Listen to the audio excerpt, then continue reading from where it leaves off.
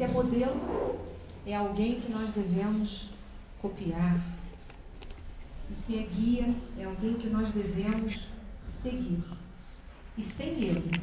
Porque se Jesus sempre foi importante na humanidade, mas hoje, mais do que nunca, é urgente nós trazermos a mensagem do Mestre Jesus para dentro dos nossos corações. Nós temos reclamado, nós reclamamos constantemente de uma sociedade que é uma sociedade toda permeada por inversão de valores.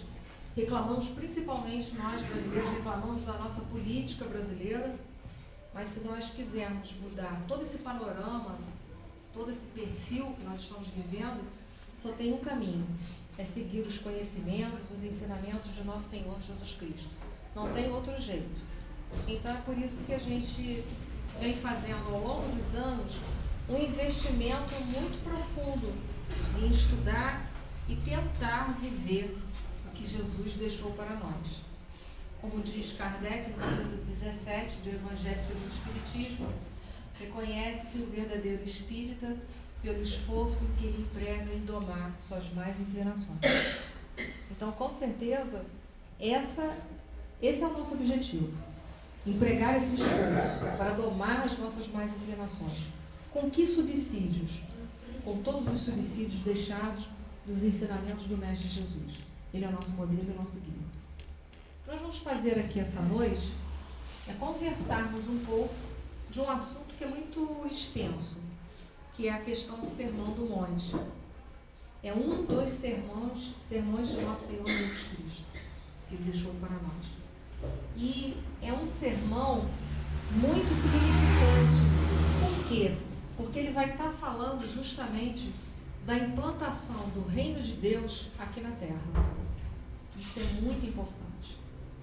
E se esse sermão ele tem por objetivo a implantação do reino de Deus aqui na Terra, é porque é possível que as leis divinas, as leis divinas de Deus, elas possam prevalecer entre nós, possam ser vivenciadas entre nós. Mas esta implantação do reino de Deus, ela vai ser feita por quem? O que vocês acham? Por quem? Estou fazendo uma pergunta que é para acordar, que seja, a gente já está cansado, né? Por quem? Por nós. Porque não é um pó de pim-pim-pim-pim que vai ser jogado em cima do planeta Terra e de repente vai começar a prevalecer a lei divina entre nós. Mas sim a nossa mudança de comportamento, nossa mudança de conduta, de pensar, de sentir, educar os nossos sentimentos para que essas leis possam prevalecer entre nós. Então, ali, no Sermão do Monte, tem um roteiro seguro para quê? Acho que eu tenho que seguir com esse aqui, né? Estou vendo lá pelo... Isso mesmo.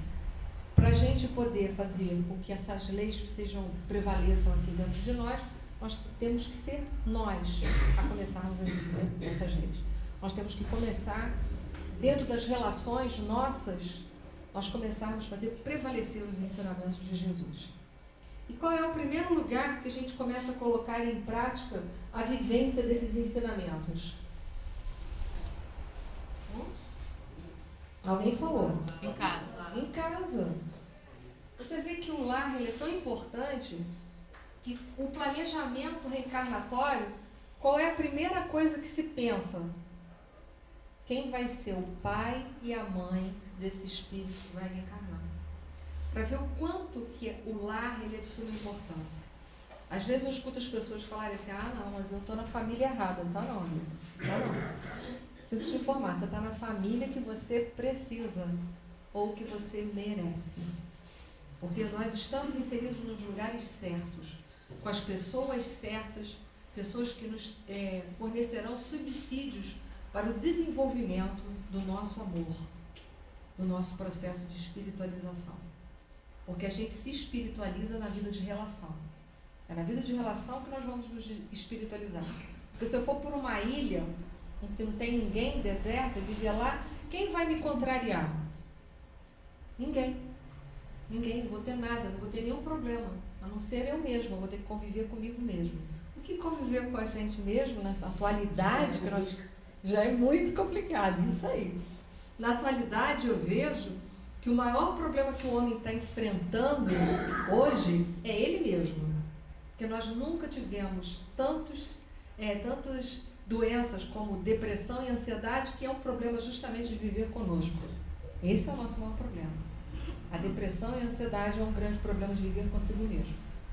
Nós vemos hoje que nós temos muita tecnologia. Eu adoro tecnologia, adoro botão, coisa que aperta e acontece, acho ótimo. Mas a tecnologia nos aproximou muito de quem está longe e nos distanciou demais de quem está perto.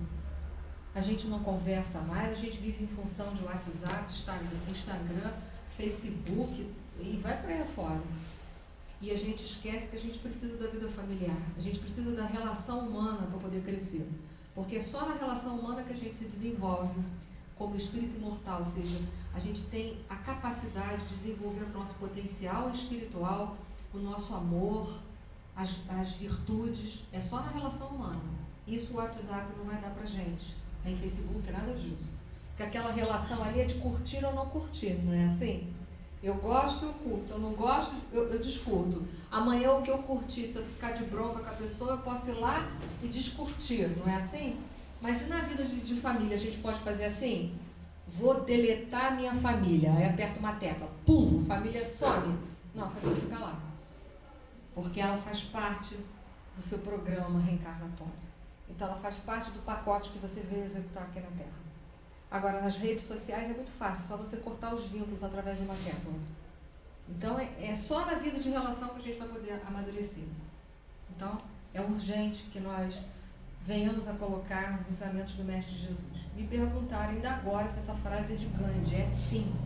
Ele disse, certa vez, Gandhi era hinduísta. Ele não era cristão. Se todos os livros da humanidade eles deixassem de existir, e sobrasse tão somente o Sermão do Monte, que o homem estaria salvo. Por quê? Porque ali tem todo o roteiro para nós trabalharmos as virtudes que precisamos para sairmos dos ciclos reencarnatórios de dor. Por isso que falar de Jesus é falar de atualidade. Há quem diga que Kardec está ultrapassado e há quem diga que não aguenta mais ouvir falar de Jesus. Eu já ouvi isso no movimento espírita. Vai ficar falando de novo de Jesus? Eu sinto muito, prefiro não agradar as massas, mas eu vou continuar falando de Jesus, porque ele tem todo o roteiro para nós encontrarmos a nossa felicidade. Com Jesus nós podemos encontrar todas as soluções para os nossos problemas. Agora, tem que ter coragem para enfrentar os problemas, porque essa também foi a proposta dele. Ele disse que o que ele faz, qualquer um de nós poderia realizar. Então, nós podemos nos tornarmos, por exemplo, um espírito puro? Podemos, mas depende de quem? De nós mesmos. Então, para eu sair dessa situação que eu estou vivendo, talvez de angústia, de depressão, de tristezas ou de revolta, ou seja lá do que for, eu tenho tudo o que eu preciso para sair. Mas de quem depende essa saída? De mim mesmo. É bem verdade que todos nós precisamos de ajuda, precisamos uns dos outros. E nos nossos grandes momentos de dor, nós precisamos demais das outras pessoas. Mas todo recurso que vem de fora ajuda, mas não soluciona, porque a solução está sempre dentro de cada um de nós. Por isso que um dos objetivos da doutrina dos espíritos é a transformação moral do homem, porque sem isso nós não vamos, nenhum de nós, conseguirmos alcançar a felicidade tão desejada. Então a proposta dessa noite é estudar Jesus. Eu estou vendo lá pelo vidro, vocês acham que eu sou meio maluca, só para saber o segmento do slide. Ali eu estou mostrando para vocês quais são os assuntos que são tratados no Sermão do Monte. É claro que a gente não vai falar isso tudo hoje, é impossível. Eu levei 3 anos para fazer o Sermão do Monte no Oswaldo Cruz. Então é claro que essa noite eu vou dar uma pincelada em alguns assuntos aí. Tá? E ali tem a disposição desse assunto pelo Evangelho traduzido pelo Haroldo Dutra e Bíblia de Jerusalém. O conteúdo é o mesmo. A disposição didática de trabalhar com os assuntos é que é diferenciada. Mas é a mesma coisa. Contém os mesmos assuntos. Tá bom? Só trouxe para ilustrar. Os slides que vão ficar aí podem ser usados à vontade. Não precisa nem me pedir permissão. Tá bom? Bom, nós vamos encontrar lá interessante, porque esse assunto também foi trabalhado por Lucas. Então Mateus dizia assim, e Jesus subiu o monte. Mateus dizia assim, e Jesus desceu a um lugar plano. E aí parece que há entre os evangelistas uma contradição. Mas não há contradição. É apenas uma forma de colocar e guarda também e deixa também para nós um simbolismo que a tradição espiritual pela Amélia Rodrigues deixa para a gente. Ela diz assim, se Jesus subia ou se Jesus descia o monte, não é importante. Porque na verdade o que é importante? É todo o conteúdo que ele deixou do Sermão do Monte. Não a questão se ele subiu ou se ele desceu. Então, simbolicamente, para nós começarmos a trabalhar essa questão, é importante a gente ter em mente o simbolismo disso daqui e entender que, quando nós estamos subindo a montanha, é importantíssimo nós não nos esquecermos da retaguarda. O que é isso? Não nos esquecermos dos irmãos que estão caminhando com a gente, se estão um pouco mais atrás. Porque, conforme diz a lei de progresso por Allan Kardec, o que ele diz? Os espíritos deixam para nós. Que na lei de progresso diz que aqueles que estão mais à frente têm a obrigação de ajudar aqueles que estão vindo na retaguarda. Então, quando a gente já estiver subindo o monte, porque essa é uma proposta real de nosso Senhor Jesus Cristo, que o sermão é o sermão do monte. Então, está nos falando o quê? De qualquer forma, está mandando que mensagem? Que nós precisamos subir um monte. E que monte é esse que a gente vem subindo? Agora eu pergunto. Qual é o monte?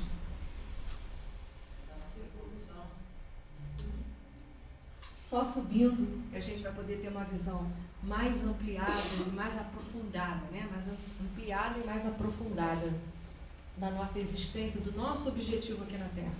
Porque enquanto a gente viver lá na Baixada, no sopé da montanha, lá embaixo, o que vai acontecer? A nossa visão é estreita da vida. É o que acontece com muitos que estão vindo caminhando com a gente nesse planeta de provas e expiações. Muitos estão vivendo ainda para comer, dormir, trabalhar e fazer sexo, esquecendo que a vida é muito mais do que isso. Que nós somos seres espirituais. Nós devemos fazer muito mais coisas do que só isso aqui na Terra. Mas qual é a obrigação de quem está subindo a montanha, que já entende que tem que subir a montanha? É justamente auxiliar os que estão vindo nessa caminhada. Não auxiliar no sentido de superioridade, se colocar superior, ou de imposição, ou de intromissão na vida das pessoas, que a gente também precisa deixar isso muito claro. Porque a gente vem de uma cultura intervencionista que confundiu durante séculos intervenção com intromissão. Então a gente tem que entender que se a gente entende que o nosso irmão está mais atrás, não é para a gente ficar dando lição de moral ou obrigando ele a ir junto. Não, é para a gente deixar o melhor de nós mesmos no caminho daquele irmão e seguir. Porque quando ele estiver pronto, ele vai saber. Porque um dia a gente passou por ele, então ele vai entender, ele vai lembrar. É para isso. Muitas vezes a gente quer obrigar as pessoas a mudar. Coisa que nem nós mesmos não podemos fazer. Nós podemos mudar por imposição? Não. Da mesma forma é o irmão que vem na caminhada. E também se a gente quiser seguir o simbolismo de Lucas, entender que se Jesus descia a montanha, muitas vezes nós também precisamos descer um pouquinho, mas não descer de nível, mas descer vibratoriamente para poder ajudar aqueles que estão na retaguarda. Mas não esqueçamos de uma coisa, que descer um pouco, ajudar aquele que vem na retaguarda, não é chafurdar o pé na lama. Não é isso, não é essa a proposta. Lembre-se sempre da parábola do bom samaritano. E o bom samaritano desceu do cavalo. Tem muitos simbolismos ali. Então ele sai do poder mundano, de todas as glórias, né, que o cavalo representa. Ele vai para uma condição de humildade, porque só na humildade a gente consegue sentir o outro. É o que ele faz quando ele desce do cavalo, mostrando que é isso que a gente precisa fazer. Sair do nosso falso poder mundano e naquele instante a gente mostrar para o outro que ele é igual a gente, é nosso irmão. Mas enfim, tem muitas coisas nessa passagem para a gente trabalhar. Vamos lá, vamos seguir.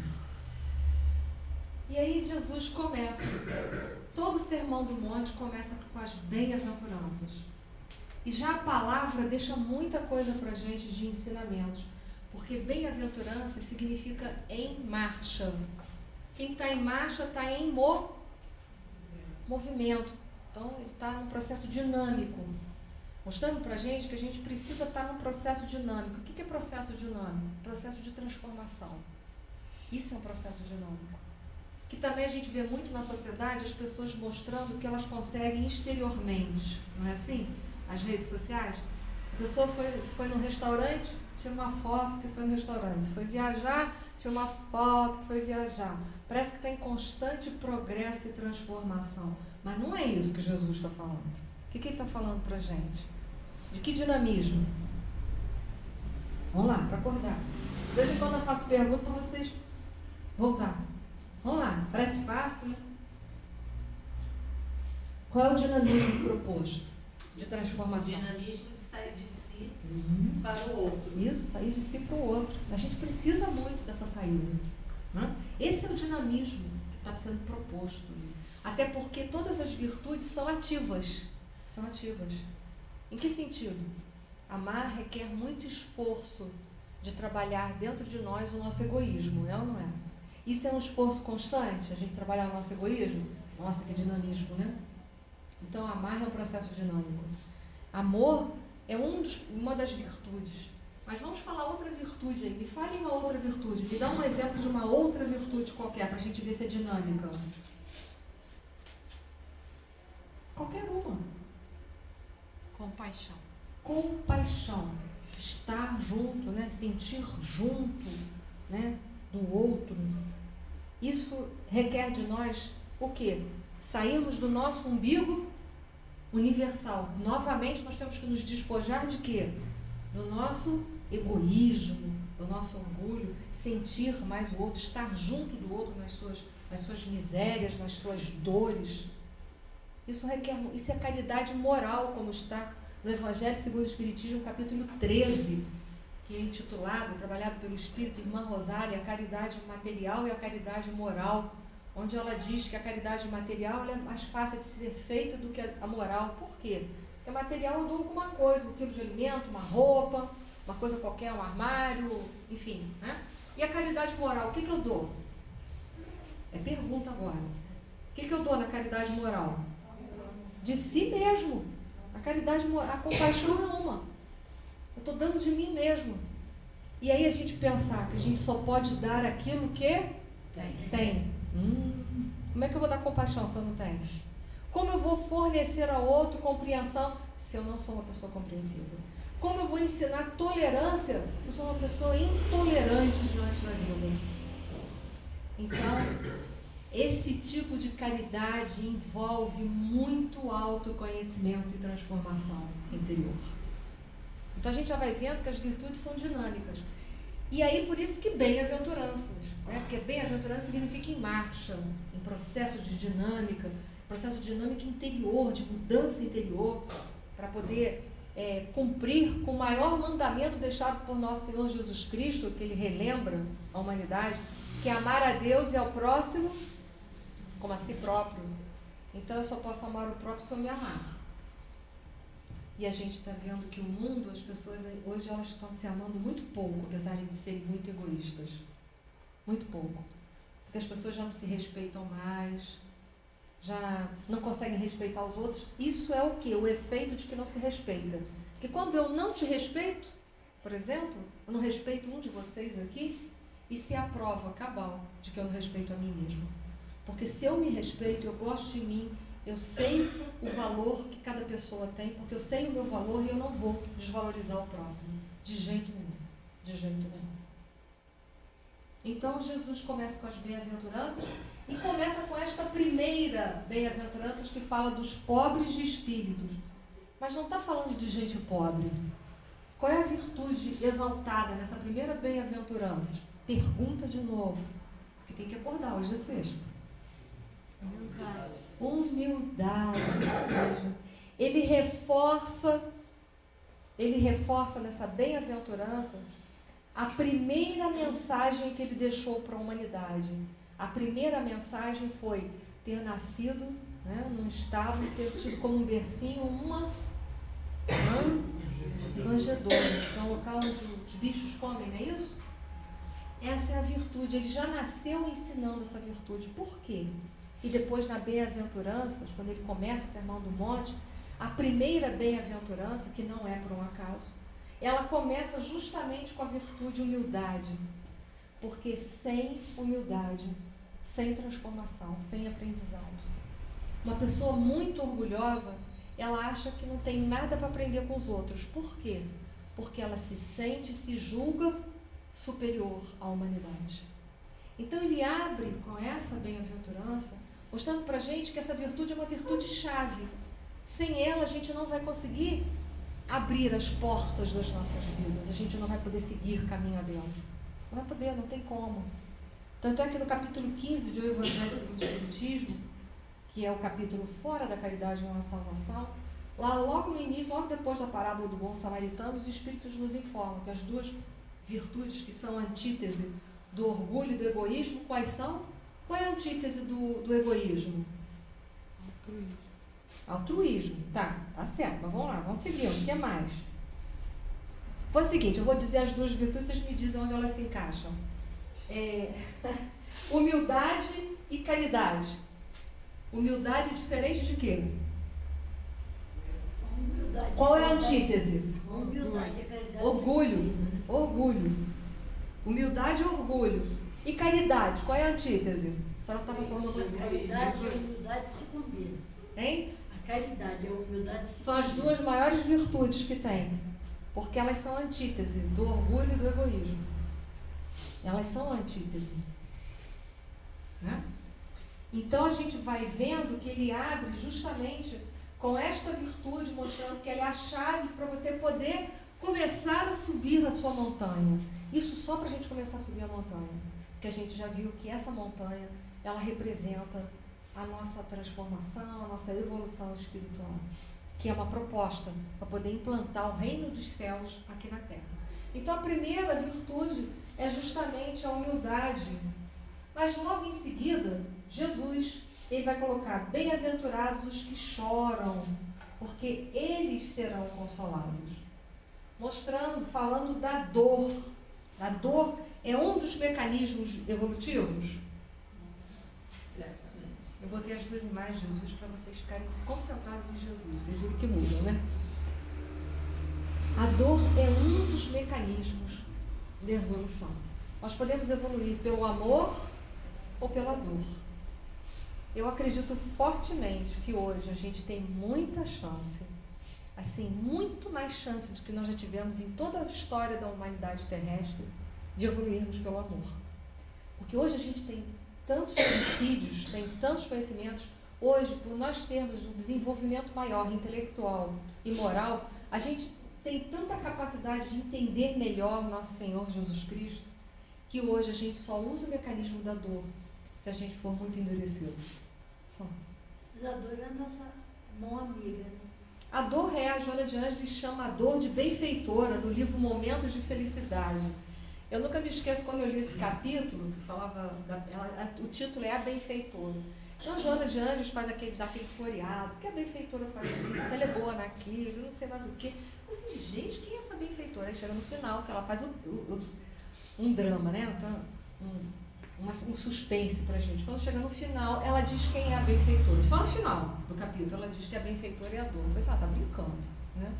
Porque a gente fica esperando que a benfeitora é tudo, menos a dor. Mas a benfeitora é a dor. Por que ela pode ser uma benfeitora? Porque se nós conseguirmos, dentro do nosso processo evolutivo, converter todo o nosso processo de dor vivenciado em experiências, pronto, a gente se liberta da dor. Aí a gente vai ser um bem-aventurado. Mas para converter toda a dor num processo de experiências, o que a gente precisa ter diante da dor? O primeiro passo é a aceitação, é essa compreensão de que a dor está visitando a gente, mas ela não é punitiva. Ela está visitando para me sensibilizar, para me mostrar que tem outras oportunidades na minha vida, que tem outras portas que poderão ser abertas. Então, o primeiro passo diante da dor é a gente ter aceitação. E depois, o segundo passo é a resignação diante da dor. O que é resignar-se diante de uma dor? É dar um novo sentido, uma nova direção para essa nossa dor. É aí que a dor ela consegue se converter completamente em experiências na nossa vida. É quando a gente consegue aproveitar ela para alavancar. Irmão, e faz a gente pensar que se ela chegou até nós, é porque Deus sabe que nós somos fortes e vamos superar ela. Ah, com certeza, o professor tem toda a razão. Porque Deus não põe nos nossos ombros uma cruz mais pesada do que nós teríamos capacidade para suportar e seguir com ela. Isso é uma outra coisa que a gente precisa pensar. Quando a gente está vivendo num momento de muita dor, a gente fica achando que aquela dor é maior do que a nossa possibilidade. Mas só se Deus fosse injusto, se Ele fosse cruel. Mas Deus é soberanamente bom, justo e misericordioso. Então é claro que a dor que nos visita, ela não é insuportável. Ela é uma dor que eu posso superar e que eu tenho capacidade de transformá-la em experiência. Com certeza, todos vocês aqui nessa sala, vocês já passaram por momentos de profunda dor e que quando vocês conseguiram superar, vocês se sentiram ótimos. Muito. Por quê? Porque a dor, quando ela consegue ser transformada em experiência, ela nos deixa, com a sensação não, ela nos deixa, em realidade, a gente se sente mais fortalecidos, mais forte para as outras coisas que estão vindo. Mais esperança. Mais esperançoso, mais cheio de fé. Que tudo passa. Isso aí. Então, isso é uma prova cabal de que a dor, quando ela é bem aproveitada por todos nós, ela pode promover o ser humano. Mas Joana de Ângeles também diz que quando a gente não consegue transformar a dor em experiência, ela vira masoquismo. E é verdade. É quando a gente pega a dor e cronifica ela, que vira sofrimento. E quantas vezes a gente faz isso por orgulho? Não vou te perdoar, não quero conviver com você mais. Não é assim? A gente fica prolongando o nosso processo de dor, ao invés de entrar logo no processo de amor e seguir o caminho para frente. A gente veio ao mundo para amar. E aí Jesus também falou sobre os mansos, porque eles herdarão a terra. Mas o que é ser manso? O que é ser manso? Ser manso é não perder a paciência. Tem resignação. Resignação. O Evangelho fala que a gente precisa de obediência e resignação para ser manso. No capítulo que trata sobre essa bem-aventurança, o Evangelho segundo o Espiritismo trabalha, falando tem um item lá que fala obediência e resignação. E eles falam que obediência é o consentimento da razão e resignação é o consentimento do coração. Que o orgulhoso não tem obediência, não é obediente, e o vítima não é resignado. Olha que interessante. Por que o orgulhoso ele não é obediente? Por quê? Pergunta. Ele acha superior ao outro. Então, mas obedecer o quê? Ele pensa assim, você que me obedeça, não é assim? E muitas vezes a gente age sem obediência em relação a Deus. Né? Às vezes eu fico vendo que as nossas orações, por exemplo, a gente faz de Deus um verdadeiro servo. Sabe por quê? Senhor, me ajude a conseguir isso, aquilo, me ajude nisso, a passar. O que eu estou fazendo? Que Deus, como se Deus tivesse que fazer tudo que eu quero. Ao invés de nós falarmos, Senhor, me dê forças. Então somente para aprender com esse momento e ponto final. Acabou. Não temos que pedir nada. Não temos que pedir para conseguir um emprego, não temos que pedir para ter saúde. Nada. Nada. Devemos aceitar aquilo que está na nossa vida. Mas eu sei que isso é difícil. Irmão, eu acho que vamos usar a força de expressão que os evangélicos falam. Libertação. Quando a gente aceita de coração as dificuldades e a gente pensa assim, se Deus é amor, seja feita a vontade dele, não a minha. Se a gente sentir isso no coração, em 2 segundos, já está bom. A gente se liberta de muita coisa. Mas só tem razão, sabe por quê? Eu também vejo como a senhora. Libertação, só quem pode nos libertar de qualquer dor, de qualquer problema, somos nós mesmos. Porque se nós acreditamos verdadeiramente que Deus é bondade, é misericórdia, nós sabemos que Deus está conosco 24 horas. Então a gente sabe que tudo passa e passará mais rápido se eu conseguir a conexão com Deus. Passará muito mais rápido. Passará. Se a gente aceitar. Se a gente tem, mas aí tem que ter aceitação. Não a nossa, e não a nossa, exatamente. A gente dá uma sacudidela. Então, isso não é obediência? Isso é obediência. Mas que dá uma sacudidela no problema, no peso. Às vezes a gente não se livra dele, mas se livra do peso dele. Exatamente. Né? Ele não se transforma num fardo tão difícil de carregar. Não, ele está lá, ele é meu. Ele fica mais leve. É isso aí. Parece que a força aumenta. A força aumenta para a gente carregar o negócio. E o peso fica mais fácil de levar. Exatamente. É isso aí. A gente não se liberta do pacote. A gente não se liberta do pacote porque o pacote que é nosso não vai pro o meu não vai para o seu colo, do seu não vem para o meu. Porque o que é nosso é nosso, a gente já sabe disso. E a gente sabe disso porque a gente, como espírita, a gente fala de lei de ação e de reação. Então a gente sabe que se a gente durante várias vidas plantou espinho, não adianta agora ficar esperando, porque não vai colher maçã, banana, pera, não tem isso. E a gente sabe também que se a gente não mudar o nosso comportamento, os espinhos vão continuar na nossa vida. Porque além dos espinhos velhos, a gente vai continuar adubando os espinhos, o jardim, para que os espinhos, né, continuem a crescer, proliferar e espetar. Então a gente sabe que tudo que está na nossa vida é problema nosso. É problema nosso de verdade. A gente gosta de dizer que aquilo que a gente está passando, a culpa é do outro que convive com a gente. Porque isso é até cômodo a gente falar, eu nasci assim, porque meu pai e minha mãe é assim, eu sou assim, porque meu marido é assim, porque minha esposa é assim. Nós somos o que somos, temos o que temos por nós mesmos. Porque a gente pode conviver até com uma pessoa difícil e conseguir ser feliz. Depende da gente, isso daí. Então, ser manso é ter essa obediência e resignação diante da vida. O que não podemos confundir com passividade. Porque passividade, a pessoa que fica na passividade, é aquela pessoa que senta na cadeira e fala assim, eu vou ficar aqui quando isso acabar, né? Porque um dia isso vai acabar, não vai acabar nunca. Enquanto você estiver sentado na cadeira, sabe quando que a felicidade vai chegar? Dia de São Nunca. Porque você tem que buscar a felicidade. A própria oração de São Francisco, ela fala assim, é dando que se você quer amor, o que você tem que fazer? Amar. Você quer compreensão, o que você tem que fazer? Compreender. Aí você vai fazer, você está brincando, com aquele meu parentezinho mala, que não me deixa em paz, que agora tem que oferecer paz, compreensão, amor para ele. E aí eu vou te dizer, se tu não oferecer isso, o que você vai oferecer para ele? Eu vou devolver essa pergunta. O que você vai oferecer para ele? Vou dar uma chance de resposta para vocês. Lá no Livro dos Espíritos, terceira parte, tem as leis de Deus, não tem? Não tem? Lei de progresso, lei de sociedade, não tem? Qual é a última lei, vocês lembram? Lei de justiça, amor e caridade. Em algum momento lá, quando trata das leis, tem uma lei que fala assim, lei do ódio, lei do rancor, lei do ressentimento. Tem lá? Está escrito que existe essa lei? Está lá? Não tem, não? Ah, meu Deus, então isso não é lei de Deus. Não é não, né? Não é.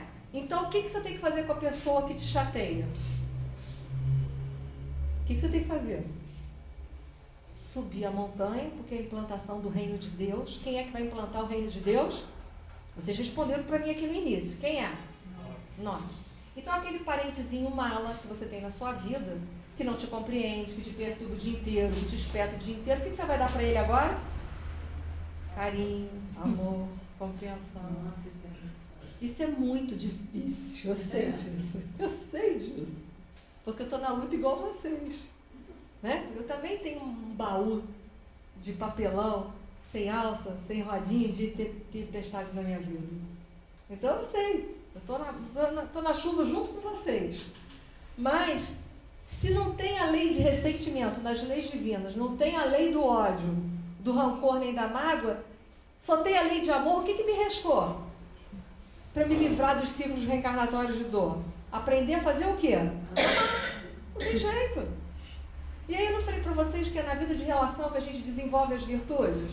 Então é com aquela pessoa que te futuca 24 horas para ver se te tira do sério.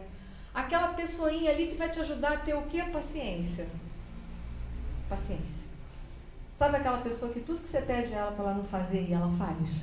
É aquela pessoinha. E aí a gente reclama que essa pessoa está inserida no nosso pacote existencial e a gente ainda fala, não planejei isso não. Tá brincando que eu ia botar isso no meu planejamento de reencarnatório. Botou, meu amigo. Entrou na fila 10 vezes, registrou no cartório divino e pediu pelo amor de Deus para Deus não esquecer. E agora aqui embaixo você está reclamando. Mas é essas pessoas que fazem a gente evoluir. Porque conviver com o espírito superior deve ser ótimo. Deve ser ótimo. Porque ele não vai me provocar, ele não vai me fazer perder paciência. Vai me contrariar? Não. Fica ali na boa, né? Então, as virtudes continuam. A gente não fala nada hoje, né? Essa fome e sede de justiça não é uma fome qualquer, nem é uma sede qualquer. Porque uma sede de água, eu bebo. E uma fome de comida, eu como. Mas essa é uma sede não perecível. O que eu quero dizer que não é perecível? Porque eu bebi água agora. Amanhã eu preciso beber água de novo? Sim ou não? Preciso. Eu comi hoje, amanhã eu preciso comer? Preciso. Mas essa fome é de algo mais substancial. É de algo imperecível. É de justiça. Quando a gente está falando de justiça, a gente está falando de equânime, justo mesmo, adequar a justiça a cada um segundo as suas necessidades. Porque a nossa justiça terrena ainda é uma justiça com algumas falhas. Por exemplo, aqui vocês não fazem isso, eu sei, mas vamos supor, uma casa que dá cesta básica para a família, cesta de alimentação básica, né? A senhora vem aqui amanhã, ou vem agora eu posso dar a cesta básica, pessoal. Mas se é uma pessoa que tem problema de coluna, mora lá, não sei aonde, aí eu dei a cesta básica e resolvi o problema dela, não, porque ela não tem como levar. Um exemplo, ela não tem como levar. Você ofereceu para ela o que ela precisava, alimento para matar a fome, mas ela não tem como levar. E aí, você resolveu o problema dela? Não. Entende? Então eu tenho que adequar a essa pessoa? Tem. Porque há aqueles que vão poder vir, vão poder levar. Nem todo mundo pode nem vir, nem sempre pode levar também. Entende? O equânime é aquele que vai ajustar as coisas. Então, é fazer a justiça com uma amplitude maior, fazendo com que todos tenham verdadeiramente acesso à mesma coisa. Entende? Me fiz claro ou não? Fiz? Então, isso é ser equânime. Onde quase sempre para nós, justiça não tem essa conotação. Quer ver uma coisa? Justo para a gente é muito diferente até da justiça comum. Porque justiça para a gente é ninguém fazer mal para a gente nem perturbar a nossa paciência, é ou não é? Se você não me contrariou, eu acho você ótima, justa. Ou gente boa. Aí amanhã me provoca uma contrariedade, eu já não acho que você é tão justa assim. Né? Justiça até para a gente, para o nosso emocional, tem uma diferença. Que a gente acha que é justo isso, fazer, não perturbou. Não me perturbou, está sendo justo. Mas a gente não pergunta, por exemplo, se a pessoa que está nos perturbando, ela está perturbando com vontade de perturbar? Às vezes não, sabia disso? Às vezes não. Às vezes ela está fazendo aquilo, ela nem se pertence. Tem gente que não se percebe. Vocês já pararam para pensar nisso? Já cansei de pedir essa pessoa, ela continua fazendo sempre a mesma coisa. Isso é implicância, isso é pessoal, às vezes não. É comportamental, está tão no automático, a pessoa está tão distante dela que ela não vê o automático da vida dela. Ela não muda, porque ela nem se percebe, ela vai mudar o quê? Então, justiça para a gente tem uma conotação muito cruel. Por exemplo, eu vou lá e faço um bem para a Ana. Aí o que a gente fica falando? A lei de causa e efeito. Um dia a Ana tem que estar me devendo favor, tem que fazer para mim. Tem nada, que não é por aí a lei. Até porque às vezes eu fiz algo para ela, mas ela está numa condição que não tem como me devolver esse algo. Não porque ela não queira, mas porque ela não tem. É diferente. No entanto, o que a gente faz? A gente cobra. Cobra ou não? Né? A gente não tem a capacidade de ver que o bem que a gente faz, ele vai voltar. Mas às vezes ele vai voltar na mão dele, dela. Entendeu? Vem de outro lugar. Quantas vezes a gente já foi beneficiado por pessoas que nem nos conhecia? Eu. Ah, pois é. E eu também já fui. Por gente que não me conhecia e me ajudou. Isso é o quê? É a justiça de Deus agindo na nossa vida. Às vezes aquele que a gente fez um bem nunca vai ter oportunidade de devolver esse bem. Não é porque não quer, mas porque não tem. E aí aquele bem vem o quê? Por um estranho, por alguém que você nem está esperando. O nosso problema é que a gente setoriza as coisas. E aí a nossa justiça, ela fica muito restrita. Quantos talvez que convivam conosco, que fazem parte da nossa própria família, que a gente chama de mala, por exemplo, já estou indo direto no assunto, e que a gente fica esperando das pessoas que elas sejam justas, não é assim? Mas às vezes elas não são melhores porque elas não têm para dar. Não é nada pessoal. Elas simplesmente não têm aquilo para te dar. E aí a nossa compreensão não se alastra e a gente não vê isso. Posso ser um pouco mais claro até? Vocês aguentam? Jesus disse assim: muito será cobrado a quem muito foi dado. Foi dado bastante para todos nós que somos espíritas, por exemplo? Sim ou não? Que a doutrina mais clara não precisa, né? A doutrina dos espíritos é clara, não tem mistério, não tem entrelinhas. A gente às vezes é chamado a conviver com pessoas da sociedade que às vezes nem religião, nem nada disso tem. Quando eu falo sociedade, eu englobo família. Aí a gente quer cobrar dessas pessoas o mesmo comportamento. E aí elas podem? Porque a elas ainda não tem toda essa clareza que tem pra gente. Me fiz claro agora? Sim. Então podemos seguir? Até nunca mais, né? Essa foi a última vez. Bem-aventurados misericordiosos, porque segundo as bem-aventuranças que trabalham todo com causa e efeito, não sei se vocês viram isso, bem-aventurados isso porque herdarão aquilo, trabalha com causa e efeito o tempo todo. Então diz que aquele que tem misericórdia também alcançará misericórdia. Jesus agora não prometeu nada em relação ao exterior. Não sei se vocês observaram isso nas bem-aventuranças que seguiram atrás. Ele está dizendo agora que aquele que agir de misericórdia também receberá misericórdia. Olha que interessante. Para trás não foi assim. Para trás não foi. Quer ver? Vou seguir um ponto atrás. Ó. Bem-aventurados que têm fome e sede de justiça, porque eles vão ser fartos. Vão receber. Quer ver? Olha só. Os que são mansos vão receber a terra. Os outros vão receber justiça. Uma coisa que vem de fora. É como se fosse quase um extra. Não é, tá? Mas como se fosse. Nessa daqui, ele promete a mesma coisa. A promessa é a mesma. Se você agir de misericórdia, você vai receber a mesma coisa. Por que será? E aí a pergunta é fácil. A misericórdia é a gente ter compaixão das misérias alheias. E aí a primeira pergunta é: nós temos misérias dentro de nós? Cita uma miséria para mim que temos dentro de nós. Uma miséria. Uma miséria só que temos dentro da gente.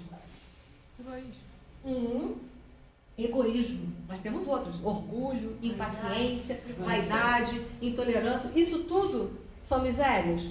São. Então Jesus disse: ambição. Ambição desmedida é. Então isso tudo são misérias que carregamos dentro de nós. Misericórdia, separando didaticamente, porque de Deus não pode fazer essa separação didática. Nós vamos fazer para fazer entendimento. A justiça de Deus é sempre misericordiosa. Mas nós vamos agora separar para entender. Justiça, né? A pessoa merece justiça. Justiça é uma coisa de méritos. Se eu sou justa, eu estou dentro dos méritos, eu estou protegido, eu estou respaldado, eu estou andando dentro da justiça. A misericórdia é diferente. A misericórdia é você dar oportunidade a uma pessoa que não tem méritos, ela não tem, mas ela tem potencial de vir a alcançar. E aí, fui rápida. Quer que repete? Não precisa? E aí é fácil. Nós estamos reencarnados aqui pela misericórdia e pela justiça, separando didaticamente. Misericórdia, sabe por quê? Nós temos méritos? Não. Mas a gente tem potencial de vir a ter? Tem. Deus investe na gente, mesmo sabendo que a gente é espírito de porco, Ele investe. Né? Então, Jesus, ele leva a gente a uma reflexão. Que você tem que ter misericórdia pelo outro, sabe por quê? Porque primeiro você já está reencarnado com misericórdia. E segundo, porque você tem miséria diante de você? Sim. Então você tem que ter compaixão das misérias dos outros também. Então está falando o quê? De relacionamento humano. Porque o que mais a gente precisa ter no relacionamento humano é o quê? Misericórdia. Aquela pessoa que nós dizemos que são pessoas difíceis na nossa vida, é com aquela que você tem que agir de maior nível de misericórdia e dose de misericórdia. E como você entende essa coisa do que é misericórdia? Você entende assim, todo mundo que você está aqui, vamos dizer, por graça e obra do veículo, foi seu pai e sua mãe, né? E aí, se não é o que você queria, que você falou, mas pelo menos a misericórdia, você tem que ter a esses seres que foram veículos para que nós estejamos aqui hoje. Uma vez, um adolescente rebelde falou assim para mim: você, estava reclamando dos pais, né? Em dado momento da conversa, a pessoa ficou exaltada, eu não, fiquei ouvindo. Falou assim para mim: me dê um motivo para eu gostar do meu pai e da minha mãe. Eu falei assim: é fácil, eles te deram a vida. Calou a boca. Sabe por quê? Não tem coisa mais valiosa do que a vida. Então, se eles não te deram nada, digamos que não deu nada para você, mas eles te deram oportunidade de reencarnação, isso já é motivo mais do que suficiente para você ter valor e misericórdia com eles. Acabou. Eles podem não valer nada de verdade, porque nós sabemos que há paz na terra, que misericórdia, os inimigos são mais amigos. A gente sabe disso, a gente lê os jornais, a gente não está alienado, a gente não vive alienado. Tanto é que o capítulo que fala de honrar vosso pai e a vossa mãe, fala do filho ingrato e dos pais ingratos. Fala, vai lá, abre o evangelho que vai falar. Então, se esse capítulo fala sobre isso, é porque isso é uma realidade. Assim como há filhos ingratos, há pais também que não cumpriram com a sua missão. Assim como há filhos que não cumprem a sua missão de filhos, há pais que não cumprem as suas missões de serem pais. Mas a questão não é essa, não é o que o outro faz que tem que determinar a minha vida. É o que eu faço é o que determina a minha vida. Então, se eu sou ingrata com os meus pais, que podem não terem sido bons de verdade, se eu ajo de ingratidão, o que eu estou plantando no jardim da minha vida? O que eu estou plantando, gente? Ingratidão. Aí depois eu reclamo que eu estou colhendo a ingratidão. Ora, aí você vai falar de novo, mas eu tenho então que amar aquela pessoa? Amar é respeitar. A gente não pretende que você fique de beijos e abraços com quem te martiriza. Mas você tem que respeitar, tem. Esse é o primeiro passo para ser amado. Porque quando a gente ama uma pessoa de verdade, a gente respeita uma pessoa. O respeito é o primeiro passo para o amor. É depois do respeito que futuramente se cria um vínculo de amor com uma pessoa. Não sei se vocês já pararam para pensar sobre isso. As pessoas que hoje nós amamos é porque em outras vidas a gente já aprendeu a respeitá-las. E vice-versa. Então hoje a gente tem um sentimento de amor. O sentimento é uma coisa que surge com o tempo, com a convivência. Então a gente não espere que numa família, por exemplo, vamos ser sinceros, que reencarnaram um bando de inimigos e que tem conflitos entre si, que fiquem de beijos e abraços. Não. A gente espera que esses espíritos se respeitem. Porque o amor é só o tempo que vai trazer. O amor o tempo vai trazer. Não, às vezes não é o tempo de uma reencarnação, mas o primeiro passo é o respeito. Me fiz entender isso, né? Irmã, eu conheço pessoa que é assim, que é muito generosa, mas que fala para mim assim: eu não consigo ter piedade de ninguém. Ela está no direito dela. Mas você acha que é uma decepção que ela teve? Pode ser. Fez ela bloquear? Pode ser. E aí a gente tem que ter compaixão dessa misericórdia.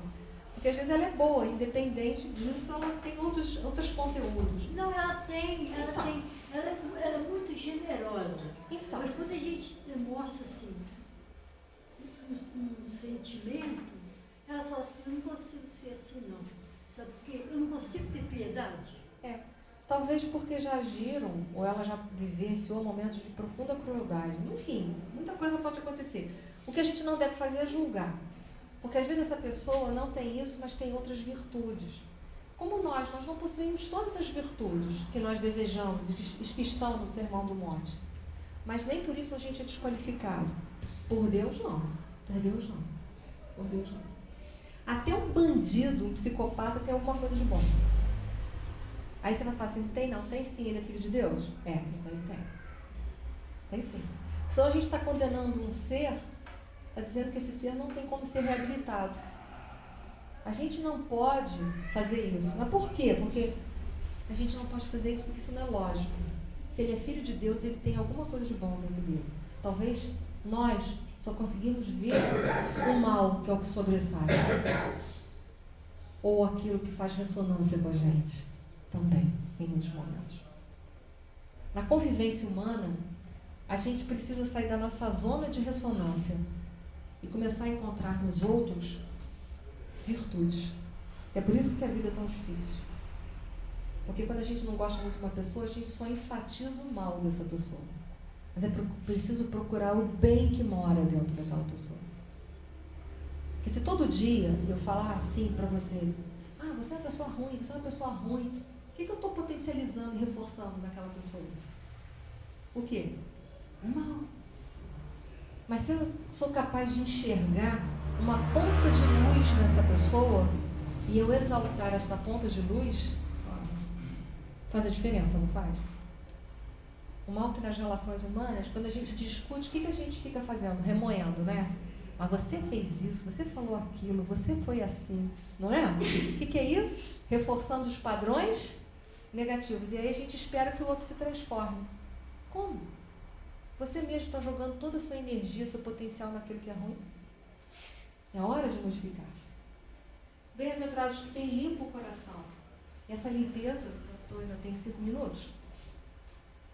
Não? Não, para aí. Concluo. 5 minutos. Vou concluir nessa bem-aventurança, meus 5 minutos, tá bom? Não falei do Sermão do Monte todo. A limpeza de coração não é a gente passar cloro na gente. O que suja o nosso coração? Sentimentos. Quais os tipos de sentimentos? Me dê um exemplo de um só que suja o meu coração. Raiva, ódio, inveja. Aquilo tudo que a gente já falou, né? Incompreensão, intolerância, ciúme, sei lá, egoísmo, orgulho, não é isso? Essa bem-aventurança está dizendo, está colocando uma condição para a gente. Olha que interessante estudar Jesus. Ela está colocando que para a gente ver a Deus, para a gente ter a percepção divina, é preciso fazer o quê? Tirar a sujeira que tem dentro de quem? Da gente. Para poder perceber a divindade. A divindade está dentro da gente? Tá. Porque Deus não é onipresente? Está em todos os lugares, está dentro e está fora. Mas por que eu não enxergo Deus dentro do meu coração? Porque tem tanta sujeira lá dentro, às vezes, que a gente não consegue perceber. A presença de Deus está lá. Mas eu não consigo encontrar Deus. Porque Deus mora onde a gente deixa Ele entrar. Se a nossa casa está cheia de raiva, cheia de revolta, cheia de contrariedade, de ressentimentos e etc., nossa casa já está muito cheia, não é? É uma casa tão entulhada que não me deixa perceber nada, a não ser isso. Para a gente começar a perceber Deus, a gente tem que começar a querer limpar essa casa. É tipo uma janela que está muito suja. Para você começar a ver o que está por lá de fora, você tem que começar a ir limpando essa janela. Aí você começa o quê? Perceber o que está ali, que sempre teve, sempre esteve. Você que não percebeu. E assim é com relação às pessoas que convivem conosco. Qual é a nossa percepção do nosso irmão? Muitas vezes a gente está tão preso a percepções antigas, a percepções de ressonância da nossa alma, a percepção de ressonância é aquilo que nós trazemos também de mal dentro de nós. Que a gente só consegue ver o mal. Mas a hora que a gente começar a encontrar o divino dentro do outro, porque ele tem qualidade. Ele é filho de Deus, como eu sou. a nossa vida de relação começa a mudar. Começa a mudar. Mas isso parte da gente, tem que começar na gente. Começa agora, vamos para casa, tenta achar uma virtude naquela pessoa que você acha tão insuportável.